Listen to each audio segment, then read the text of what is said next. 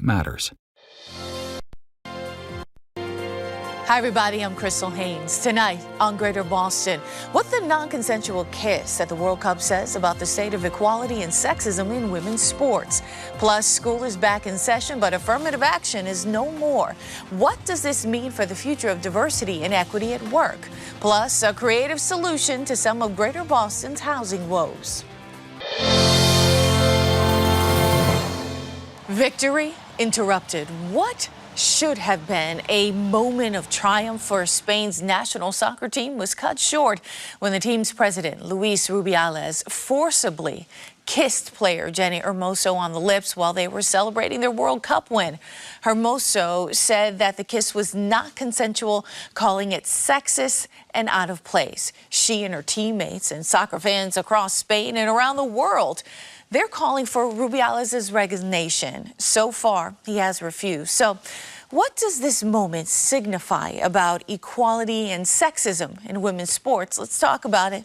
I'm joined now by Shira Springer, a longtime sports journalist and lecturer at MIT's Sloan School of Management, and Akilah Carter-Francique, sports sociologist and dean of the School of Education at Benedict College. She's also a co-founder of Francique Sport and Education. Thank you so much for joining me, ladies. Thank you for having us. So, Shira, I want to talk about this article that you recently published about this topic. And I'm thoughtful about how much of us realize that Spain's victory was just overshadowed by this very public controversy.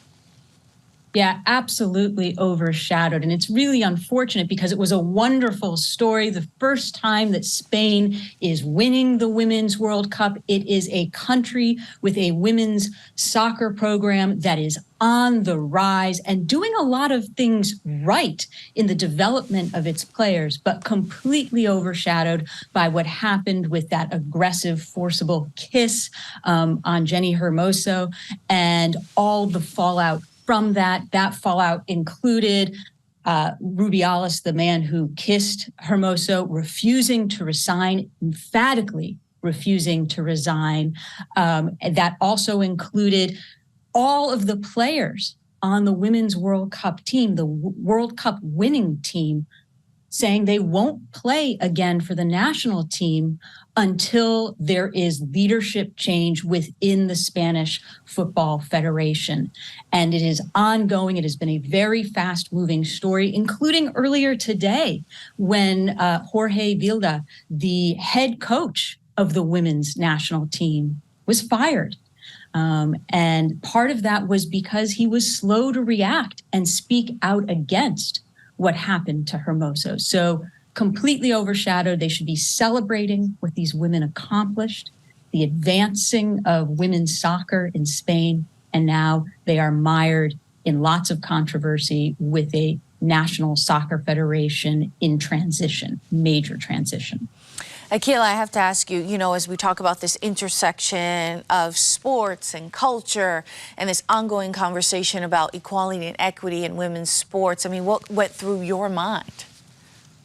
A lot went through my mind. When we look at it from a U.S. perspective, it is a situation of, oh my goodness, but at the same time, we have protections when we talk about Title IX and raising that awareness, when we talk about equity, when we talk about issues of sexual violence and things that happen in sexual harassment perspective. But on a world stage, on a global stage, not every country has that. And then when we start to think about these global leagues, what are those protections? It got me questioning, what are those protections? What are those rules? What are those protocols to be able to safeguard those women, those young women, I may say, as they participate in this high-level sport? And Shira, in reading your article here, you talked about what was happening on Spain's team and that sort of toxic sexism that's happening there. And you also compare it or juxtapose it to the women's soccer team and their fight for pay equity in this elite sport. And you say, quote, both teams succeeded in spite of, not because of, what they received from their federations, the organizations that are supposed to protect them. Talk to me a little bit about that. Say more about that. Yeah, I mean, what you have here are federations not supporting their women's programs the way they support the men's programs. And that is everything from the amount they pay the players to the number of people on the support staff to their travel accommodations.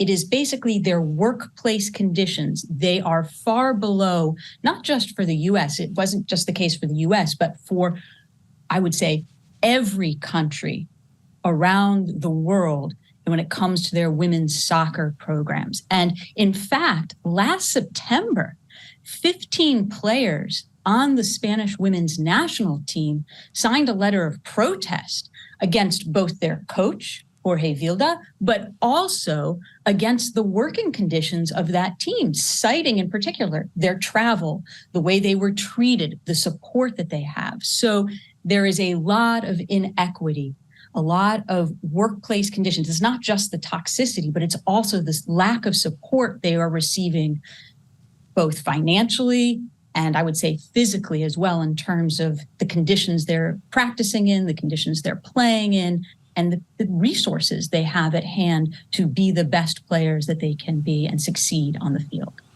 And Akilah, I know you write often about not just the intersectionality with gender in sports, but also with race, and how organizations have long since not necessarily protected all athletes in these, so-called protected classes here. I'm thoughtful about, not just talking about with women and mothers, and we know how we treat mothers and athletes, but even Simone Biles, who had an amazing performance recently, and her, when she stepped away, said, I need to take care of my mental health. There was a lot of criticism there as well.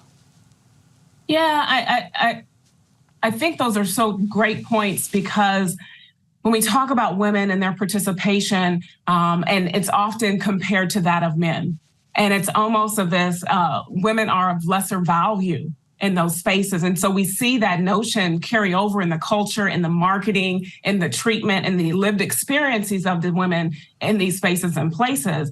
But we must understand these women are competing at a global level, at a world level that most of us cannot ever reach. When we talk about the Olympic Games, again, a world level, a global level.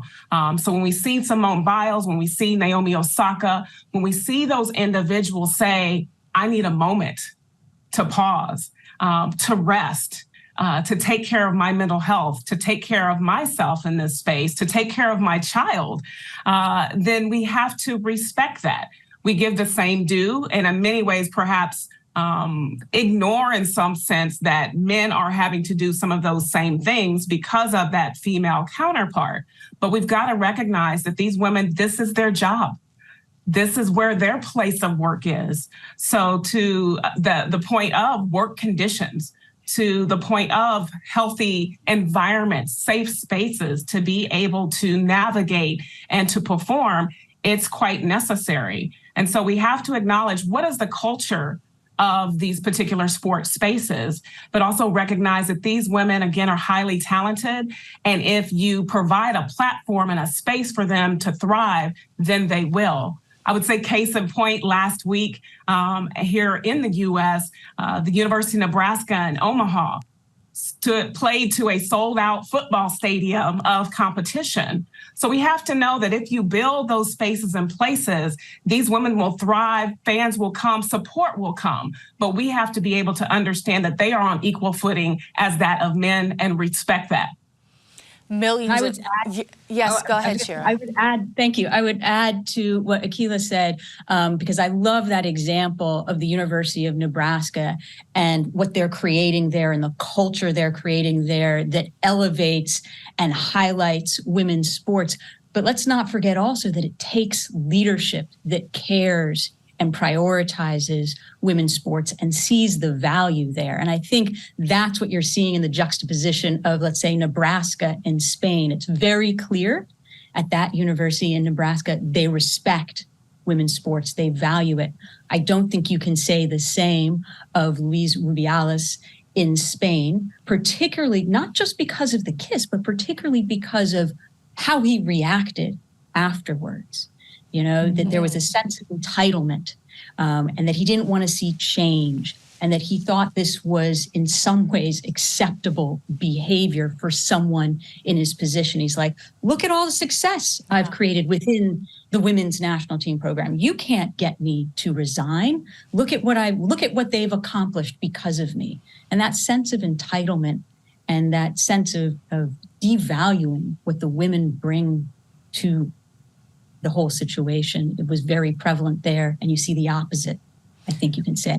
And I'm also thoughtful about, millions of people watch these events happening, unfolding. They are the people that advertisers are trying to, seek to consume their products and things like that.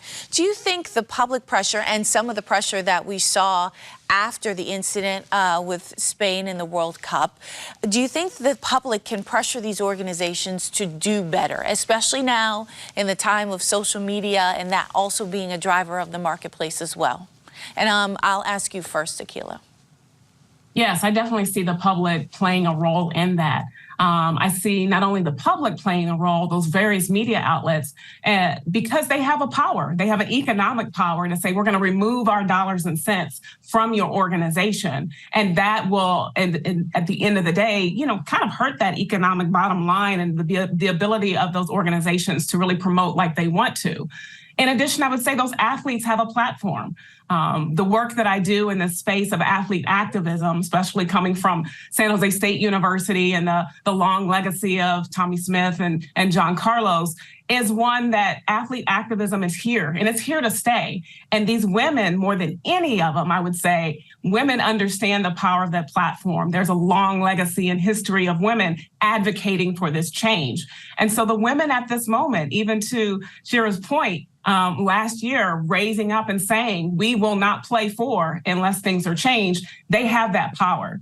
And that speaks volumes to not only to those sponsors, I believe, it should speak power to their role in that particular organization, because without players, it cannot thrive.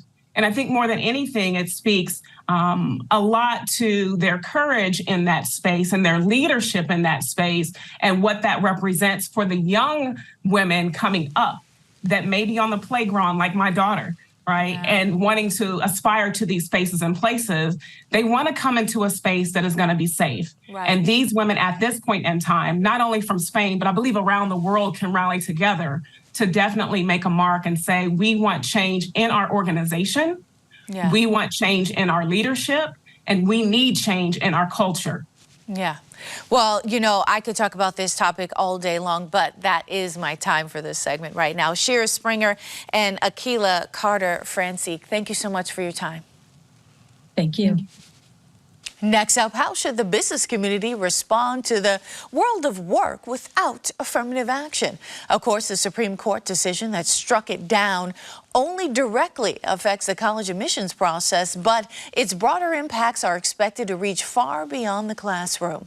In the Harvard Business Review, consultant and business professor Tina Opie makes a case for why companies can and should recommit to DEI in the wake of this decision. She recently joined me to discuss. Tina, thank you so much for your time.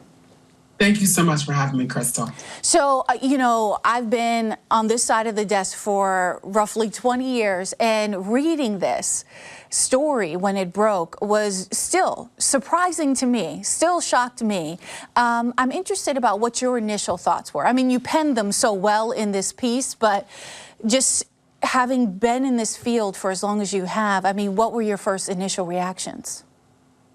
So initially, I'd like to say that I was surprised I was not, because we have seen the writing on the wall. And if you're a student of history, you know that it seems to be when it comes to the rights, civil rights, every few steps forward is more steps backward. So the pendulum has swung throughout history. So I was not surprised. I was disheartened and disappointed. And so I reached out to my co-author, Dr. Ella Washington, because she and I have been, many people in this field and in society have been talking about the issues that came about with SCOTUS's affirmative action decision. And I think we were sort of numb, but then immediately ready to get to work, which is why we co-wrote this piece in Harvard Business Review. Of course, this centered around college admissions, but you talk about how this is going to affect hiring pipelines and citing UCLA as an example of that. Could you break that down for us a little bit? Yes. So in the past, we have seen specific colleges or universities or systems decide that race-conscious admissions were no longer acceptable. And that led to an immediate reduction in the diversity of students coming through their pipeline. And so that does not bode well for what this might mean for universities and colleges throughout the country. So we're very concerned about that because, of course, organizations and workplaces often go to colleges and universities for their own workforce pipelines. And so this could mean that we will see a reduction in the diversity of the workforce as well. On top of that, you add that there are over 30 state and local bills eliminating DEI funding and practices. And we know that we're seeing that in perhaps workplaces here in Massachusetts where we are. I had a conversation with leadership at the NAACP convention recently, and we're seeing that already. I mean, Yes. What are you seeing in your research as well and connected to that? Well, in our research, so what we like to say, and I'll mention Ella, my co-author, when we were talking about the article and preparing for it, we are both also consultants. We have consulting practices where we focus on leadership and culture and DEI. We're already beginning to see sort of a bifurcation. I would say actually not into two parts, but maybe three parts. So there are those organizations who may have initially been committed to DEI, but they're saying, wait a minute, I don't know if I signed up for this, or perhaps they were more engaged in performative DEI, so they're sort of backing out. Those are the organizations that may be firing DEI professionals, slashing budgets, et cetera, et cetera. Then we have those people who may be waiting to see what happens. They're not quite sure. They may have hit pause on their DEI initiatives. And the third camp, I'd say, are the people and the organizations who are doubling down, who said, no, this is a value that we have. We know the benefit of a diverse workforce. We are going to prepare ourselves, steel ourselves, and recommit to our DEI initiatives and our leadership initiatives. And we hypothesize that those are the organizations that will have a competitive advantage in the long run. There may be some storms coming up, but if this is truly a value, if you really understand the value of DEI, then the backlash that we're getting, which again is connected to history, is not something that's going to blow people off the course. I love how you put, companies, organizations that are formally safe in this space. But we all know, especially, as African-American folks, myself as a Black woman, I'll use myself as an example, the microaggressions, the pulling back of the opportunities that we saw in the wake of Ferguson, in the wake of the resurgence of the Black Lives Matter movement. And informally, are we seeing these spaces become less safe? I would say so. I want to mention, in addition to sort of SCOTUS's affirmative action decision, we're also seeing test cases bubbling up about the workplace, about venture capital funds. I don't want to necessarily mention any specific venture capital funds unless you say, Tina, go for it. But what's happening is we're seeing some of the same actors that have been involved with trying to dismantle affirmative action and under Title VI in colleges and universities, now floating test balloons to challenge Title VII, which has to do with workplace diversity. And I think it's critical that we acknowledge, this is a long answer to your question, that there are forces behind the scenes that are not at all interested in creating safe and equitable workplaces. They're interested in maintaining and potentially increasing the power of historically power-dominant groups, white people, men, wealthy people, et cetera, et cetera. Affirmative action was too successful in their mind.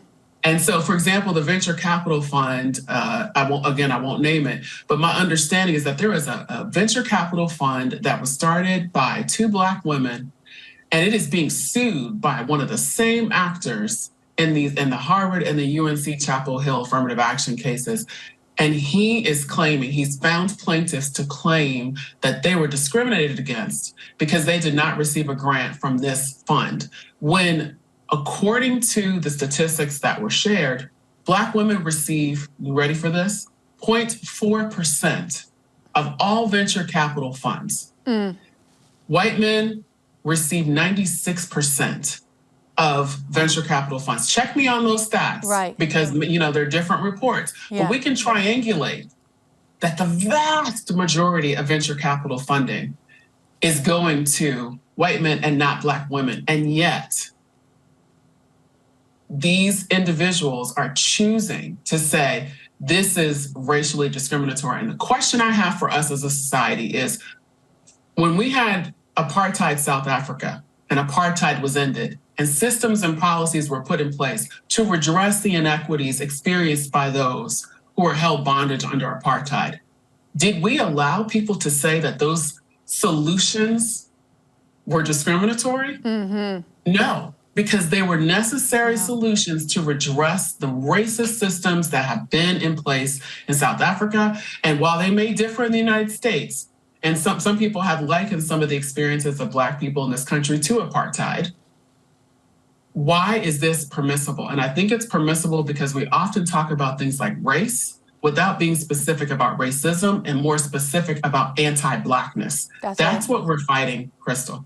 And I think, in mentioning that venture capitalist case or the capitalist group there, the marketplace bears that out. I mean, I think that when we're talking about percentages of funding and things like that, you asked a question that I think is critical to this conversation. What's a diverse workplace worth to a company? I'm going to say that again. What's a diverse workplace worth to a company? And I think that's how we drill down this topic here. I agree with you. And I think for some people, the worth or the value is the optics. It looks good to have women or people of different genders or Black people, Asian people. It makes me feel good about myself as a leader to know that there are different individuals. For other people who really understand the beauty of DEI, diversity, equity, and inclusion, the value of DEI is that it makes your workplace better if you know how to manage it. Because this is a misnomer. There's a myth that simply putting people who have different backgrounds into a room is going to, boom, by osmosis, we're going to have business advantages or business advances. That is incorrect. And I think what we're seeing is that in some work, those leaders who are incompetent when it comes to DEI are threatened by DEI. Those leaders who really understand that and who are willing to invest in their DEI skills just as you would in your operations skills, your leadership skills, your administrative skills, those are the leaders who are going to have an advantage in the boardroom. That's right. All right. Tina Opie, I encourage everyone to get a copy of this piece, read it, continue to follow her work because it is where we are going in all of this. Thank you so much for your time. Finally, would you want to live at the mall? Well, many of Greater Boston's strip malls are underused or obsolete. Knocked down and rebuilt just 10%, and 125,000 units of housing could be created, according to local planning experts who call it an innovative solution to the pressing housing shortage. Liz Niesloss explains. Could tearing down hundreds of strip malls help solve Greater Boston's housing crisis? Many of them are dying or just underused. But some experts told me there's a much better way to use strip malls: rebuild them and add housing. Where we are right now can be in any part of metropolitan Boston. But in fact, we're in Danvers, where I met with planning expert Chris Kushel. One of the things we can see right away is we have a store closing, so soon to be vacant space. You have the single-story building. Very clearly, we could build up and build more. We have the sea of parking. Yep. Not too many cars using it either, so it's underutilized. This is space that could be used for other uses, such as providing people with homes. So this is a good candidate. This is a great candidate, yeah. And there's plenty more. That's because there's over 3,000 strip malls in Greater Boston. That's nearly 14 square miles of malls. If we developed only 10% in each of the communities, we would be producing approximately 125,000 housing units. That could go a long way toward easing the region's housing shortage. Massachusetts already needs more than 100,000 homes, and by some estimates, that need could double by 2030. That means more housing needs to be built fast, and it's a lot faster to turn a compact strip mall into housing than sprawling spaces or suburbs. When you're rebuilding these places, you could also make them more sustainable. You could add trees, and you could rip up some of the pavement in all this parking. There was a sea of parking at the old Woburn Mall, a selling point when it opened in the late 70s. But over the years, the sheen wore off, stores closed, and it became a ghost town. A redevelopment brought the Woburn Mall back to life. Part of that massive parking lot was cleared for 350 apartments, with more trees and new stores. These kinds of projects cause us to rethink about what we might think of as typical housing. It is a thriving, important place now, where before it was just something many people just drove past. The state needs housing, that's no secret, but why put it in a mall? What's great about this site over others, perhaps, is that it was already built, and the environmental degradation doesn't happen like it would if you were dealing with a new site. It's on a main street in the city, very close to the interstate, 2 train stations within a mile. And what has this all meant for revenue for the city? It means millions more dollars in tax revenue, real estate tax revenue to the city. It's an idea that other places are digging into, like Framingham. But not everybody's ready.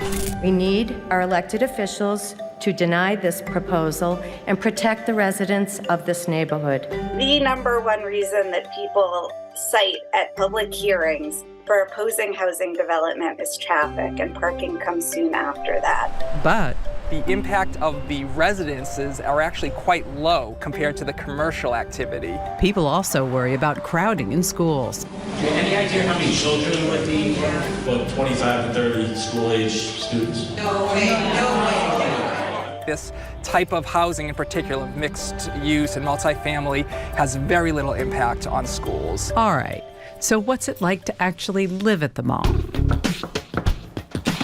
Hi, Daniel, I'm Liz. Hi, it's nice to meet you. Nice to meet you. Come on in. Thanks. This is it, home sweet home. Oh, very nice. It's very sunny. You see absolutely everything in this mall. Absolutely everything. You can see if a restaurant is busy before Absolutely. you go. Yes, or the parking lot for Right. if I need to hunt for spots for my friends. So what do you like about living here? I love being in the plaza with all of these options. It's convenient. I think it's like the ideal situation, honestly, for an apartment complex, because I have friends who live in other apartment complexes and they're not near anything. I love being able to just walk outside and I have everything that I need. Is this an area where you could buy a house? No, it's very, very expensive in the area. I dream of the day, but it's way too out of my price range for right now. So this is beautiful and luxurious and in my price range, so it works. it works. It absolutely works. Oh, there you guys are so cute. Yes. That's it for tonight. We'll be back tomorrow. I'm Crystal Haynes. Thank you for watching. Good night.